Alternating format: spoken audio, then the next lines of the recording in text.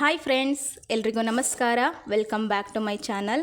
ನಾನು ಇವತ್ತಿನ ದಿನ ಹಾಗಲಕಾಯಿ ಗ್ರೇವಿ ಅಥವಾ ಕರಿನ ಯಾವ ರೀತಿ ಸ್ವಲ್ಪನೂ ಕಹಿ ಇಲ್ದಂಗೆ ಮಾಡೋದು ಅಂತ ತೋರಿಸ್ಕೊಡ್ತಾ ಇದ್ದೀನಿ. ಹಾಗೆ ಇನ್ನು ಯಾರು ನನ್ನ ಚಾನಲ್ನ ಸಬ್ಸ್ಕ್ರೈಬ್ ಮಾಡ್ಕೊಂಡಿಲ್ಲ, ಪ್ಲೀಸ್ ಬೇಗ ಹೋಗಿ ಸಬ್ಸ್ಕ್ರೈಬ್ ಮಾಡ್ಕೊಳ್ಳಿ. ಹಾಗೆ ಪಕ್ಕದಲ್ಲಿರುವಂಥ ಬೆಲ್ ಐಕಾನ್ನ ಕ್ಲಿಕ್ ಮಾಡಿ. ಬನ್ನಿ ಹಾಗಾದರೆ ಈ ಒಂದು ರೆಸಿಪಿನ ಹೇಗೆ ಮಾಡೋದು ಅಂತ ನೋಡೋಣ. ಓಕೆ ಫ್ರೆಂಡ್ಸ್, ನಾನಿಲ್ಲಿ ಸ್ಟವ್ನ ಆನ್ ಮಾಡಿಕೊಂಡು ಒಂದು ಕಡಾಯಿನ ಇಟ್ಕೊಂಡಿದ್ದೀನಿ. ಕಡಾಯಿ ಬಿಸಿ ಆದ ನಂತರ 1 ಟೀ ಸ್ಪೂನಷ್ಟು ಆಯಿಲನ್ನು ಹಾಕ್ಕೊಳ್ತಾ ಇದ್ದೀನಿ. ಆಯಿಲ್ ಚೆನ್ನಾಗಿ ಬಿಸಿ ಆದ ನಂತರ ಕಟ್ ಮಾಡಿಟ್ಕೊಂಡಿರುವಂಥ ಹಾಗಲಕಾಯಿಯನ್ನು ಹಾಕ್ಕೊಳ್ತಾ ಇದ್ದೀನಿ. ಚೆನ್ನಾಗಿ ವಾಶ್ ಮಾಡಿಕೊಂಡು ನಂತರ ಈ ರೀತಿ ತೆಳುವಾಗಿ ಸ್ಲೈಸಸ್ ಆಗಿ ಕಟ್ ಮಾಡಿಟ್ಕೊಂಡಿದ್ದೀನಿ. ಇದನ್ನು ಎಣ್ಣೆಲಿನೇ ಮೀಡಿಯಮ್ ಫ್ಲೇಮಲ್ಲಿ ಇಟ್ಕೊಂಡ್ಬಿಟ್ಟು ಚೆನ್ನಾಗಿ ಕಲರ್ ಚೇಂಜ್ ಆಗೋವರೆಗೂ ಹುರ್ಕೋಬೇಕು. ಈ ರೀತಿ ಮಾಡೋದ್ರಿಂದ ಕಹಿ ಅಂಶ ಎಲ್ಲ ಹೋಗಿಬಿಡುತ್ತೆ. ಸೊ ಹಾಗಾಗಿ ಚೆನ್ನಾಗಿ ಹುರ್ಕೊಳ್ಳಿ. ಎಣ್ಣೆಲಿನೇ ಸ್ವಲ್ಪ ಟೈಮ್ ಹಿಡಿಯುತ್ತೆ, ಪರವಾಗಿಲ್ಲ, ನಿಧಾನಕ್ಕೆ ಚೆನ್ನಾಗಿ ಹುರ್ಕೊಳ್ಳಿ. ಇದರಿಂದ ನಮಗೆ ಕಹಿ ಅಂಶ ಅನ್ನೋದು ಹೋಗಿ ಗ್ರೇವಿ ಚೆನ್ನಾಗಿ ಬರುತ್ತೆ. ಓಕೆ ಫ್ರೆಂಡ್ಸ್, ಈಗ ನೋಡ್ತಾ ಇರ್ಬೋದು ಹಾಗಲಕಾಯಿ ಚೆನ್ನಾಗಿ ಫ್ರೈ ಆಗಿದೆ, ಕಲರ್ ಕೂಡ ಚೇಂಜ್ ಆಗಿದೆ. ಈ ರೀತಿ ಕಲರ್ ಚೇಂಜ್ ಆಗೋವರೆಗೂ ಇದನ್ನು ಎಣ್ಣೆಯಲ್ಲಿ ಚೆನ್ನಾಗಿ ಫ್ರೈ ಮಾಡ್ಕೋಬೇಕು. ಈಗ ಇದು ರೆಡಿಯಾಗಿದೆ. ನಾನು ಫ್ಲೇಮ್ನ ಆಫ್ ಮಾಡ್ಕೊಳ್ತಾ ಇದ್ದೀನಿ. ಒಂದು ಮಿಕ್ಸಿ ಜಾರಿಗೆ ಒಂದು 7 ರಿಂದ 8 ಬಾದಾಮಿನ ಹಾಕ್ಕೊಳ್ತಾ ಇದ್ದೀನಿ. ಹಾಗೆ ಒಂದು 4 ಗೋಡಂಬಿನ ಹಾಕ್ಕೊಳ್ತಾ ಇದ್ದೀನಿ.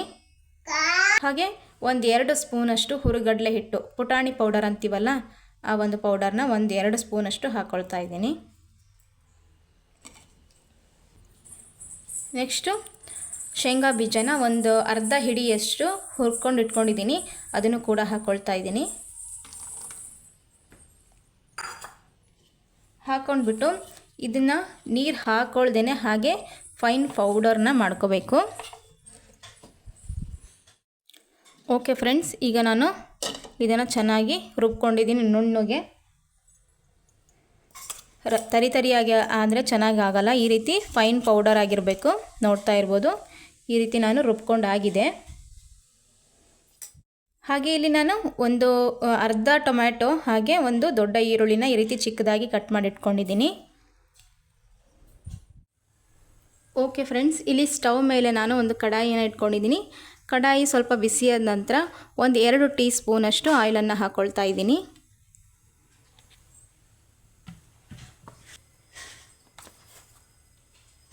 ಆಯಿಲ್ ಬಿಸಿಯಾದ ನಂತರ ಒಂದು 1/4 ಟೀ ಸ್ಪೂನಷ್ಟು ಸಾಸಿವೆನ ಹಾಕ್ಕೊಳ್ತಾ ಇದ್ದೀನಿ. ಹಾಗೆ ಒಂದು 1/4 ಟೀ ಸ್ಪೂನಷ್ಟು ಜೀರಿಗೆನ ಹಾಕ್ಕೊಳ್ತಾ ಇದ್ದೀನಿ.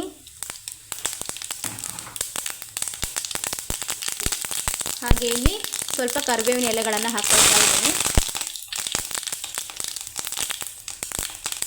ಹಾಕ್ಕೊಂಡ್ಬಿಟ್ಟು ಕಟ್ ಮಾಡಿ ಇಟ್ಕೊಂಡಿರುವಂಥ ಈರುಳ್ಳಿ ಮತ್ತು ಟೊಮ್ಯಾಟೋನ ಸೇರಿಸ್ಕೊತಾ ಇದ್ದೀನಿ.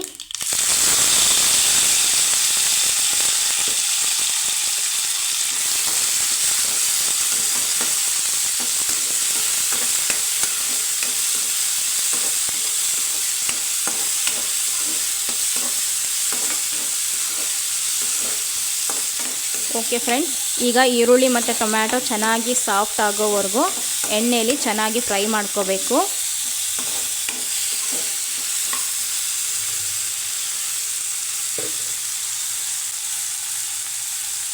ಈರುಳ್ಳಿ ಮತ್ತು ಟೊಮ್ಯಾಟೊ ಸಾಫ್ಟ್ ಆದ ನಂತರ ನಾನು ಒಂದು 1/4 ಟೀ ಸ್ಪೂನಷ್ಟು ಅರಿಶಿನ ಹಾಕ್ಕೊಳ್ತಾ ಇದ್ದೀನಿ. ಹಾಗೆ ಒಂದು ಅರ್ಧ ಟೀ ಸ್ಪೂನಷ್ಟು ಚಿಲ್ಲಿ ಪೌಡರ್, ಖಾರಕ್ಕೆ ಎಷ್ಟು ಬೇಕೋ ಅಷ್ಟು ಹಾಕ್ಕೋಬೋದು.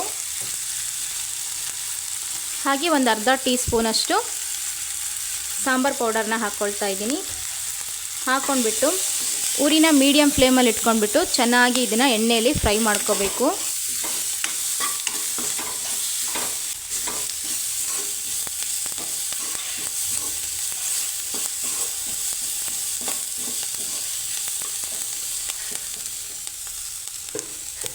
ಓಕೆ ಫ್ರೆಂಡ್ಸ್, ಇವಾಗ ಫ್ರೈ ಮಾಡ್ಕೊಂಡಾಗಿದೆ.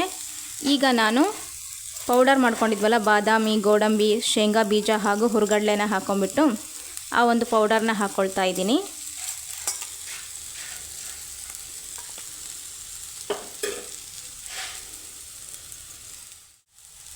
ಈಗ ಒಂದು ಅರ್ಧ ಗ್ಲಾಸಷ್ಟು ನೀರನ್ನು ಹಾಕ್ಕೊಳ್ತಾ ಇದ್ದೀನಿ.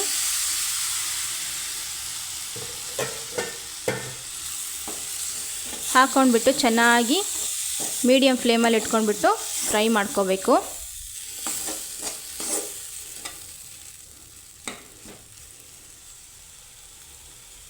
ಈಗ ಇನ್ನೊಂದು ಅರ್ಧ ಗ್ಲಾಸಷ್ಟು ನೀರನ್ನು ಹಾಕ್ಕೊಳ್ತಾ ಇದ್ದೀನಿ.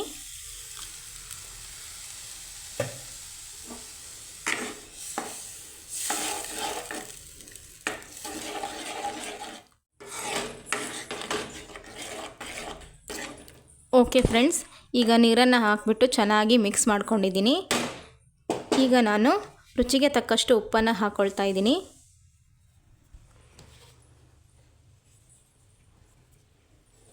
ಹಾಕ್ಕೊಂಡು ಮತ್ತೊಂದು ಸರಿ ಚೆನ್ನಾಗಿ ಮಿಕ್ಸ್ ಮಾಡ್ಕೊಳ್ಳಿ.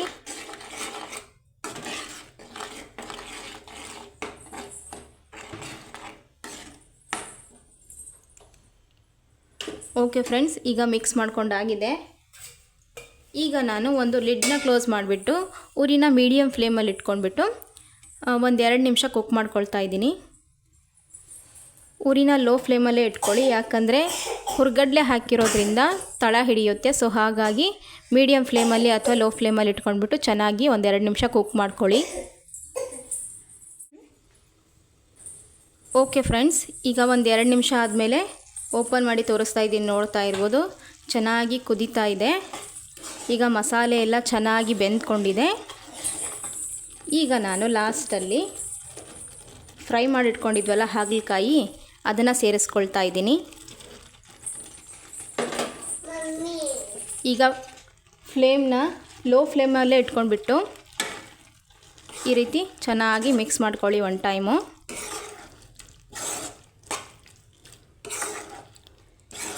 ಈ ಒಂದು ರೆಸಿಪಿ ಚಪಾತಿ ಜೊತೆಗೆ ಹಾಗೂ ರೊಟ್ಟಿ ಜೊತೆಗೆ ತುಂಬಾ ಚೆನ್ನಾಗಿರುತ್ತೆ. ನೀವು ಕೂಡ ಮನೇಲಿ ಟ್ರೈ ಮಾಡಿ.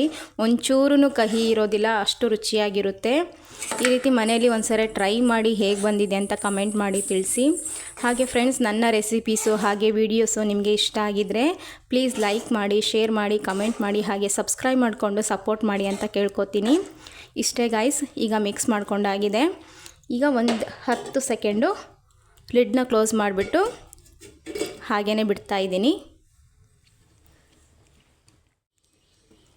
ಓಕೆ ಫ್ರೆಂಡ್ಸ್, ಇವಾಗ ನೋಡ್ತಾ ಇರ್ಬೋದು ಚೆನ್ನಾಗಿ ಕುದಿ ಬಂದಿದೆ.